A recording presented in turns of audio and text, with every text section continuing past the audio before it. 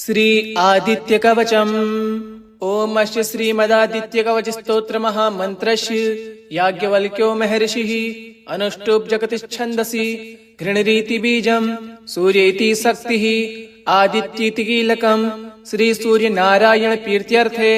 जपे विनियोगः। उदयाचलमागत्य वेदरूपमनामयम् तुष्टावपरया भक्त्या वालखिल्यादिभिर्वृतम् देवासुरः सदा वन्द्यम् ग्रहस्य परिवेष्टितम् ध्यानन् स्तुवन् पठन्नाम यः सूर्यकवचम् सदा कृणिः पातु शिरोदेशम् सूर्यः फालम् च पातु मे आदित्यो लोचने पातु श्रुति पातु प्रभाकरः घ्राणम् पातु सदा भानुः अर्कः पातु मुखम् तथा जिह्वाम् पातु जगन्नाथः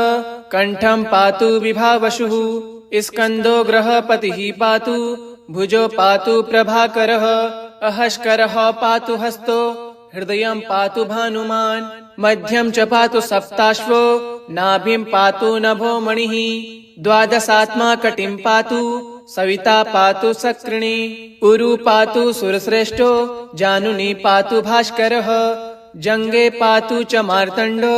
गलः पातु तविषाम् पतिः पादो बृहस्सदा पातु मित्रोऽपि सकलम् वपुः वेदत्रयात्मक स्वामिन् नारायण जगत्पते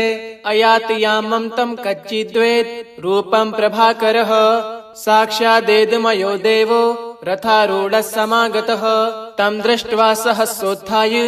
दण्डवत् प्रणमन् भुवि कृताञ्जलिपुटो भूत्वा सूर्यस्याग्रे स्थितः सदा वेदमूर्तिर्महाभागो ज्ञानदृष्टिर्विचार्य च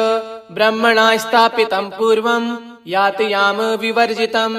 स्तव प्रधानम् शुक्लाख्यम् वेदरूपमनामयम् शब्द ब्रह्ममयम् वेदम् सत्कर्म ब्रह्मवाचकम् मुनिमध्यापयामाश प्रथमम् सविता स्वयम् तेन प्रथम दत्तेन वेदेन परमेश्वरः याज्ञवल्क्यो मुनिश्रेष्ठः कृत्कृत्यो भवत्तदा ऋगादि सकलान् वेदान् ज्ञातवान् सूर्यसन्निधो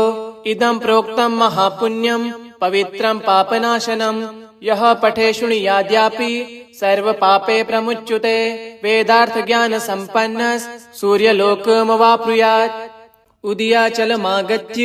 वेदरूपमनामयम् तुष्टावपरया भक्त्या वालखिल्यादिभिर्वृतम् देवासुरः सदा वन्द्यम् ग्रहस्य परिवेष्टितम्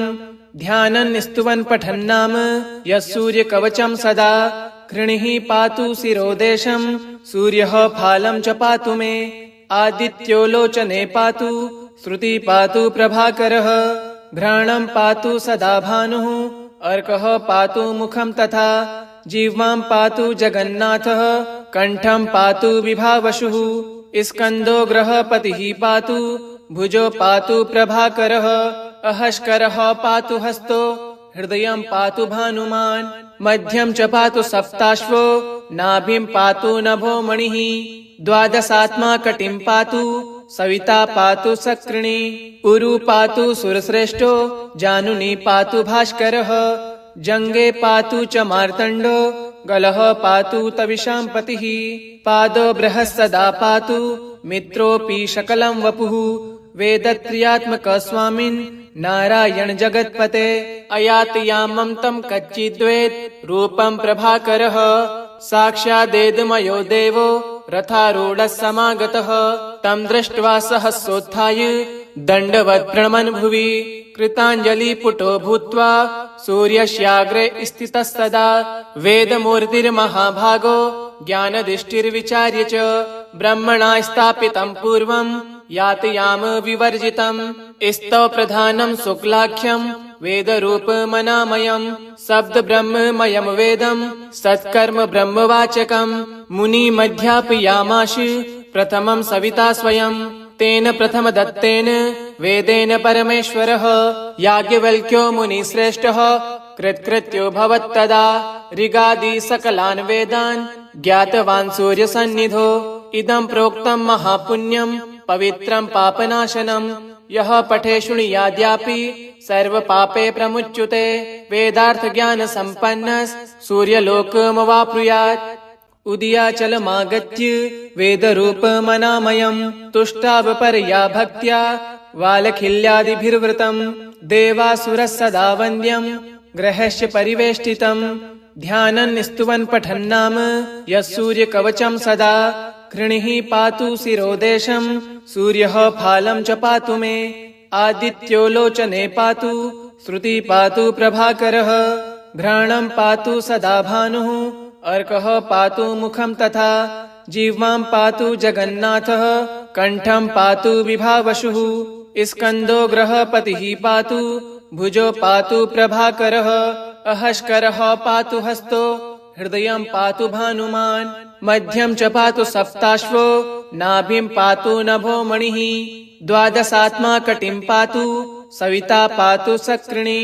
उरु पातु सुरश्रेष्ठो जानुनी पातु भास्करः जङ्गे पातु च मार्तण्डो गलः पातु तविषाम् पतिः पादो बृहस्सदा पातु मित्रोऽपि सकलम् वपुः वेदत्रयात्मक स्वामिन् नारायण जगत्पते अयाति यामं तम् कच्चिद्वेत् रूपम् प्रभाकरः साक्षादेदमयो देवो रथारूढः समागतः तम् दृष्ट्वा सहसोत्थाय दण्डवत् प्रणमन् भुवि कृताञ्जलिपुटो भूत्वा सूर्यस्याग्रे स्थितः सदा वेदमूर्तिर्महाभागो ज्ञानदृष्टिर्विचार्य च ब्रह्मणा स्थापितम् पूर्वम् यातयाम विवर्जितम् स्तव प्रधानम् शुक्लाख्यम् वेदरूपमनामयम् शब्द ब्रह्ममयम् वेदम् सत्कर्म ब्रह्मवाचकम् मुनिमध्यापयामाश प्रथमम् सविता स्वयम् तेन प्रथम दत्तेन वेदेन परमेश्वरः याज्ञवल्क्यो मुनिश्रेष्ठः कृत्कृत्यो भवत्तदा ऋगादि सकलान् वेदान् ज्ञातवान् सूर्यसन्निधो इदम् प्रोक्तम् महापुण्यम् पवित्रम् पापनाशनम् यः पठे शृणुयाद्यापि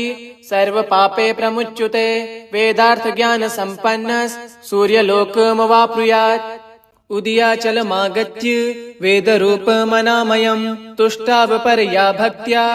वालखिल्यादिभिर्वृतम् देवासुरः सदा वन्द्यम् ग्रहस्य परिवेष्टितम् ध्यानन् स्तुवन् पठन्नाम यः सूर्यकवचम् सदा कृणिः पातु शिरोदेशम् सूर्यः फालम् च पातु मे आदित्यो लोचने पातु श्रुति पातु प्रभाकरः घ्राणम् पातु सदा भानुः अर्कः पातु मुखम् तथा जिह्वाम् पातु जगन्नाथः कण्ठम् पातु विभावशुः स्कन्दो ग्रहपतिः पातु भुजो पातु प्रभाकरः अहस्करः पातु हस्तो हृदयम् पातु भानुमान् मध्यम् च पातु सप्ताश्वो नाभिम् पातु नभो मणिः द्वादशात्मा कटिम् पातु सविता पातु सक्रिणी उरु पातु सुरश्रेष्ठो जानुनी पातु भास्करः जङ्गे पातु च मार्तण्डो गलः पातु तविषाम् पतिः पादो बृहस्सदा पातु मित्रोऽपि सकलम् वपुः वेदत्रयात्मक स्वामिन् नारायण जगत्पते अयाति यामं तम् कच्चिद्वेत् रूपम् प्रभाकरः साक्षादेदमयो देवो रथारूढः समागतः तम् दृष्ट्वा सहसोत्थाय दण्डवत् प्रणमन् भुवि कृताञ्जलिपुटो भूत्वा सूर्यस्याग्रे स्थितः सदा वेदमूर्तिर्महाभागो ज्ञानदृष्टिर्विचार्य च ब्रह्मणा स्थापितम् पूर्वम् यातयाम विवर्जितम् स्तव प्रधानम् शुक्लाख्यम् वेदरूपमनामयम् शब्द ब्रह्ममयम् वेदम् सत्कर्म ब्रह्मवाचकम् मुनिमध्यापयामाश प्रथमम् सविता स्वयम् तेन प्रथम दत्तेन वेदेन परमेश्वरः याज्ञवल्क्यो मुनिश्रेष्ठः कृत्कृत्यो भवत्तदा ऋगादि सकलान् वेदान् ज्ञातवान् सूर्यसन्निधो इदम् प्रोक्तम् महापुण्यम् पवित्रम् पापनाशनम् यः पठे शृणुयाद्यापि सर्वपापे प्रमुच्यते वेदार्थ ज्ञान सम्पन्नः सूर्यलोकमवाप्नुयात् उदयाचलमागत्य वेदरूपमनामयम् तुष्टावपर्या भक्त्या वालखिल्यादिभिर्वृतम् देवासुरः सदा वन्द्यम् ग्रहस्य परिवेष्टितम् ध्यानन् स्तुवन् पठन्नाम यः सूर्यकवचम् सदा कृणिः पातु शिरोदेशम् सूर्यः फालम् च पातु मे आदित्यो लोचने पातु श्रुति पातु प्रभाकरः घ्राणं पातु सदा भानुः अर्कः पातु मुखं तथा जिह्वां पातु जगन्नाथः कण्ठं पातु विभावशुः स्कन्दो गृहपतिः पातु भुजो पातु प्रभाकरः अहस्करः पातु हस्तो हृदयं पातु भानुमान् मध्यं च पातु सप्ताश्वो नाभिं पातु नभो मणिः द्वादशात्मा कटिं पातु सविता पातु सक्रिणी उरु पातु सुरश्रेष्ठो जानुनी पातु भास्करः जङ्गे पातु च मार्तण्डो गलः पातु तविषां पतिः पादो बृहस्सदा पातु मित्रोऽपि सकलं वपुः वेदत्रयात्मक स्वामिन् नारायण जगत्पते अयाति यामं तं कच्चिद्वेत् रूपं प्रभाकरः साक्षादेदमयो देवो रथारूढः समागतः तं दृष्ट्वा सहसोत्थाय दण्डवत् प्रणमन् भुवि कृताञ्जलिपुटो भूत्वा सूर्यस्याग्रे स्थितः सदा वेदमूर्तिर्महाभागो ज्ञानदृष्टिर्विचार्य च ब्रह्मणा स्थापितं पूर्वं यातयाम विवर्जितं स्तव प्रधानं शुक्लाख्यं वेदरूपमनामयं शब्दब्रह्ममयं वेदं सत्कर्म ब्रह्मवाचकं मुनिमध्यापयामाश प्रथमं सविता स्वयं तेन प्रथमदत्तेन वेदेन परमेश्वरः याज्ञवल्क्यो मुनिश्रेष्ठः कृत्कृत्यो भवत्तदा ऋगादि सकलान् वेदान् ज्ञातवान् सूर्यसन्निधो इदं प्रोक्तं महापुण्यं पवित्रं पापनाशनं यः पठे शृणुयाद्यापि सर्वपापे प्रमुच्यते वेदार्थज्ञानसम्पन्नः सूर्यलोकमवाप्नुयात् उदयाचलमागत्य वेदरूपमनामयं तुष्टावपरया भक्त्या वालखिल्यादिभिर्वृतं देवासुरः सदा वन्द्यं ग्रहस्य परिवेष्टितं ध्यानं स्तुवन् पठन्नाम यः सूर्यकवचं सदा कृणिः पातु शिरोदेशं सूर्यः फालं च पातु मे आदित्यो लोचने पातु श्रुति पातु प्रभाकरः घ्राणं पातु सदा भानुः अर्कः पातु मुखं तथा जिह्वां पातु जगन्नाथः कण्ठं पातु विभावशुः स्कन्दो गृहपतिः पातु भुजो पातु प्रभाकरः अहस्करः पातु हस्तो हृदयं पातु भानुमान् मध्यं च पातु सप्ताश्वो नाभिं पातु नभो मणिः द्वादशात्मा कटिं पातु सविता पातु सक्रिणी उरु पातु सुरश्रेष्ठो जानुनी पातु भास्करः जङ्गे पातु च मार्तण्डो गलः पातु तविषां पतिः पादो बृहस्सदा पातु मित्रोऽपि सकलं वपुः वेदत्रयात्मक स्वामिन् नारायण जगत्पते अयाति यामं तं कच्चिद्वेत् रूपं प्रभाकरः साक्षादेदमयो देवो रथारूढः समागतः तं दृष्ट्वा सहसोत्थाय दण्डवत् प्रणमन् भुवि कृताञ्जलिपुटो भूत्वा सूर्यस्याग्रे स्थितः सदा वेदमूर्तिर्महाभागो ज्ञानदृष्टिर्विचार्य च ब्रह्मणा स्थापितं पूर्वं यातयाम विवर्जितं स्तव प्रधानं शुक्लाख्यं वेदरूपमनामयं शब्दब्रह्ममयं वेदं सत्कर्म ब्रह्मवाचकं मुनिमध्यापयामाश प्रथमं सविता स्वयं तेन प्रथमदत्तेन वेदेन परमेश्वरः याज्ञवल्क्यो मुनिश्रेष्ठः कृत्कृत्यो भवत्तदा ऋगादि सकलान् वेदान् ज्ञातवान् सूर्यसन्निधो इदं प्रोक्तं महापुण्यं पवित्रं पापनाशनं यः पठे शृणुयाद्यापि सर्वपापे प्रमुच्यते वेदार्थज्ञानसम्पन्नः सूर्यलोकमवाप्नुयात् उदयाचलमागत्य वेदरूपमनामयं तुष्टावपरया भक्त्या वालखिल्यादिभिर्वृतं देवासुरः सदा वन्द्यं ग्रहस्य परिवेष्टितं ध्यानं स्तुवन् पठन्नाम यः सूर्यकवचं सदा कृणिः पातु शिरोदेशं सूर्यः फालं च पातु मे आदित्यो लोचने पातु श्रुति पातु प्रभाकरः घ्राणं पातु सदा भानुः अर्कः पातु मुखं तथा जिह्वां पातु जगन्नाथः कण्ठं पातु विभावशुः स्कन्दो गृहपतिः पातु भुजो पातु प्रभाकरः अहस्करः पातु हस्तो हृदयं पातु भानुमान् मध्यं च पातु सप्ताश्वो नाभिं पातु नभो मणिः द्वादशात्मा कटिं पातु सविता पातु सक्रिणी उरु पातु सुरश्रेष्ठो जानुनी पातु भास्करः जङ्गे पातु च मार्तण्डो गलः पातु तविषां पतिः पादो बृहस्सदा पातु मित्रोऽपि सकलं वपुः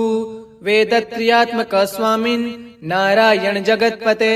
अयाति यामं तं कच्चिद्वेद रूपं प्रभाकरः साक्षादेदमयो देवो रथारूढः समागतः तं दृष्ट्वा सहसोत्थाय दण्डवत् प्रणमन् भुवि कृताञ्जलिपुटो भूत्वा सूर्यस्याग्रे स्थितः सदा वेदमूर्तिर्महाभागो ज्ञानदृष्टिर्विचार्य च ब्रह्मणा स्थापितं पूर्वं यातयाम विवर्जितं स्तव प्रधानं शुक्लाख्यं वेदरूपमनामयं शब्द ब्रह्ममयं वेदं सत्कर्म ब्रह्मवाचकं मुनिमध्यापयामाश प्रथमं सविता स्वयं तेन प्रथम दत्तेन वेदेन परमेश्वरः याज्ञवल्क्यो मुनिश्रेष्ठः कृत्कृत्यो भवत्तदा ऋगादि सकलान् वेदान् ज्ञातवान् सूर्यसन्निधो इदं प्रोक्तं महापुण्यं पवित्रं पापनाशनं यः पठे शृणुयाद्यापि सर्वपापे प्रमुच्यते वेदार्थ ज्ञान सम्पन्नः सूर्यलोकमवाप्नुयात् उदयाचलमागत्य वेदरूपमनामयं तुष्टावपरया भक्त्या वालखिल्यादिभिर्वृतं देवासुरः सदा वन्द्यं ग्रहस्य परिवेष्टितं ध्यानं स्तुवन् पठन्नाम यः सूर्यकवचं सदा कृणिः पातु शिरोदेशं सूर्यः फालं च पातु मे आदित्यो लोचने पातु श्रुति पातु प्रभाकरः घ्राणं पातु सदा भानुः अर्कः पातु मुखं तथा जिह्वां पातु जगन्नाथः कण्ठं पातु विभावशुः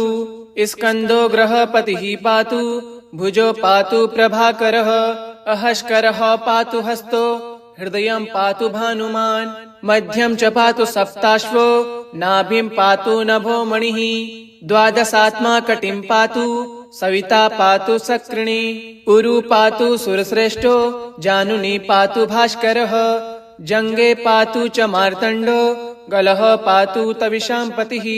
पादो बृहस्सदा पातु मित्रोऽपि सकलं वपुः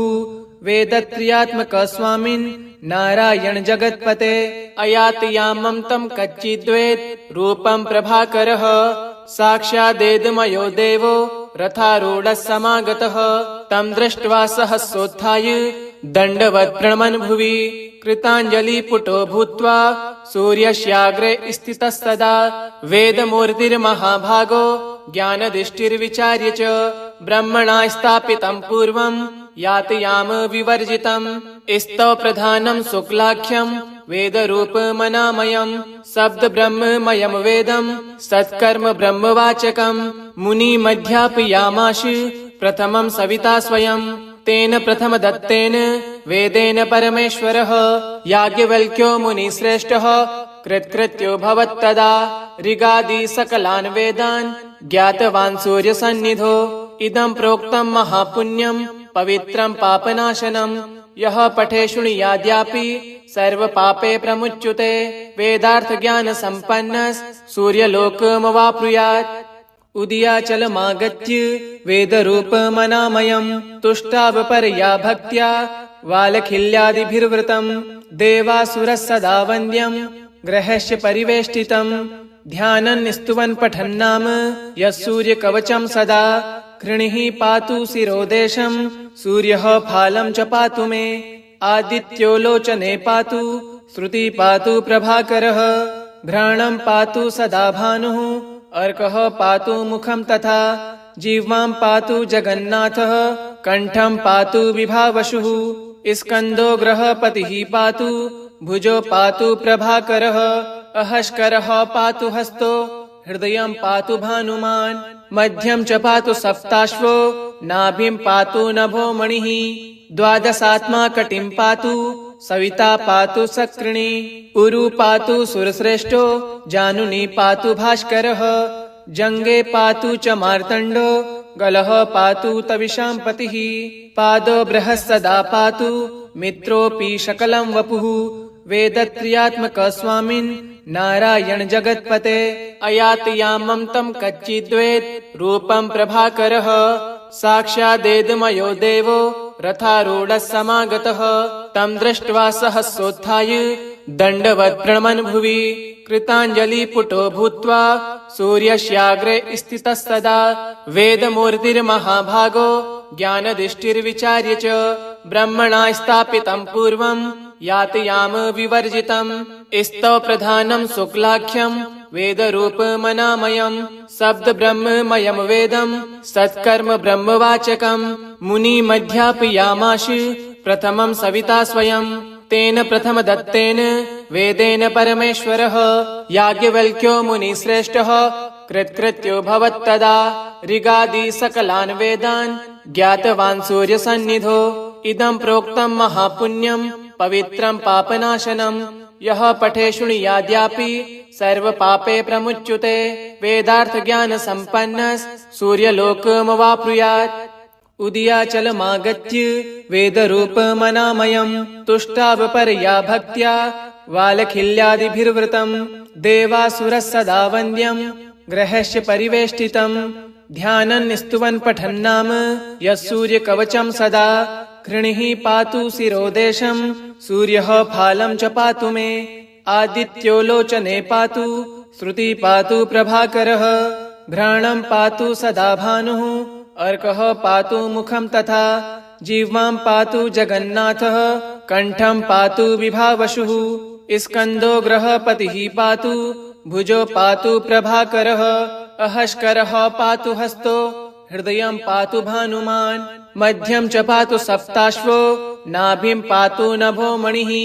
द्वादशात्मा कटिं पातु सविता पातु सक्रिणी उरु पातु सुरश्रेष्ठो